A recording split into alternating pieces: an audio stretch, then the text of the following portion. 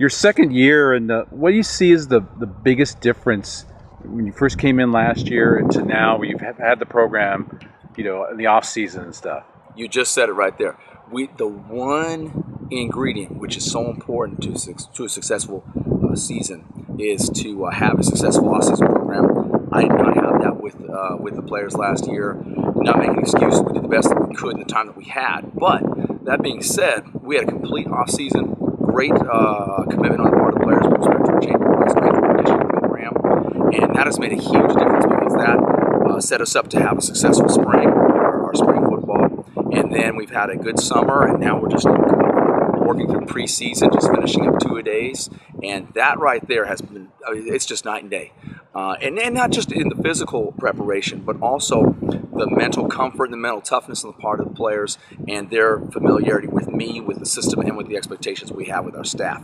Very, very important difference. The JV players that are juniors this year and then the juniors that are seniors to be, that's been great. So numbers-wise, varsity will be about the same, but just the relationships that we've been able to forge and the relationships among the players, I think, are really going to be a key for our success this year. The players understand expectations are high for us, and so we have to do our best to prepare to be in position to be successful.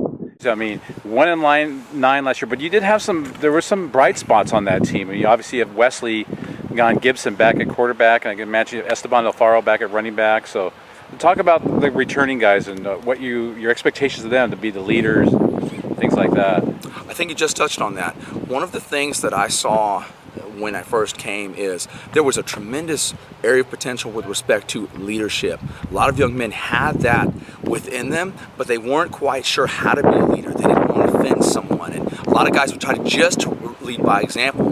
We would get together. I'd have captains meetings, and we'd get together with some of those young men that you mentioned. And we talked about principles of leadership, principles of trust, things that need to be done in order to be an effective peer leader. Because coaches, we can only do so much. We need to have that peer leadership, and that's been a real point of growth for our team. We have peers that will encourage others when they need encouragement, and they'll challenge them when they need that as well. And some of those young men that you mentioned, Esteban, Wes, Cameron Whitney, Jose Lara, these guys were the juniors. Now they're the seniors, and they've picked up the mantle, and they're ready to basically have their impression on this team. And then the juniors that will be seniors in another year, those guys are seeing what their expectations will be as well. The returning players, they know you now. They know your style of football, what you expect out of them. Is it made like camp a little bit not as challenging? I mean, the guys, this is what coach wants. He can express that to the younger players. I think what it's allowed us to do is it's allowed us to challenge them more mentally and physically, because they understand a little bit more about the expectations of them both as a person, as a student and as an athlete. So that has actually allowed us to have more freedom as a staff to challenge them more, to teach them more, both as players, and as people. That's been a real positive right there. Them understanding exactly expectations, the level of accountability has been a real foundation from which we've been able to challenge them, which we wouldn't have been able to do that without forging those relationships that I mentioned earlier. Sure. Well, let's talk about the stuff on the field, like on the offensive side of the ball. Who are the guys you have coming back that you're going to be counting on to be the leaders and get things done for you? Well, you mentioned a few earlier. Wes has really embraced the role of being a field general. Esteban is a young man who honestly does everything well. He's a good teammate. As long as he's healthy, I think he has a chance to be a very special player. And they're joined by other players. We have Jose Lara, nose tackle / center, an anchor, for us on both sides of the ball. Luke Lamute, who is new to football. It's only his second year and basically has, just the sky is the limit for him. He's another young man who I think will definitely have a chance to have a positive impression on our team. 1 year now under Coach Linebaugh, and can you talk about the difference between being in the program now under him for a full year? Everything's changed from the workouts to the practices. Everything's so much different. It just benefits us. Everything he teaches us just benefits us in every way. How about, like, say, the enthusiasm, and then just like you have a good JV team, guys coming up. So Yeah, obviously, you got to be pretty optimistic about the year. I'm super excited for this year. It's just, we can't wait to win some games. How about as far as your role? You gonna take on anything new this year besides just run the ball maybe 30 times a game? I got some passes out of the backfield. Yeah. It's going to help us a lot. So going to use you more as a receiver too. Receiver. Now, having Wesley, hopefully him for the whole season, but how much of a difference does he make? No, we're going to be able to just pass the ball when we need it, not just run the ball the whole time. So it sets up like play action. Yeah. Talk about the difference. You've been with Coach Linebaugh now for this is your second season with him. What's the difference in San Marcos football you've seen over the year?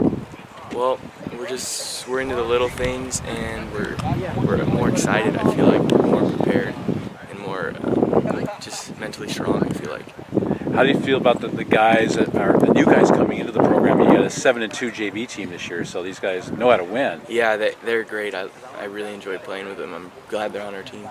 You feel like then this team has a lot more depth, and you can do a lot more things. Yes, we have a lot more depth. Do you have any goals set for the season? I just want to improve. We want to be 1-9, but we want to do better than 1-9. All right, better than that.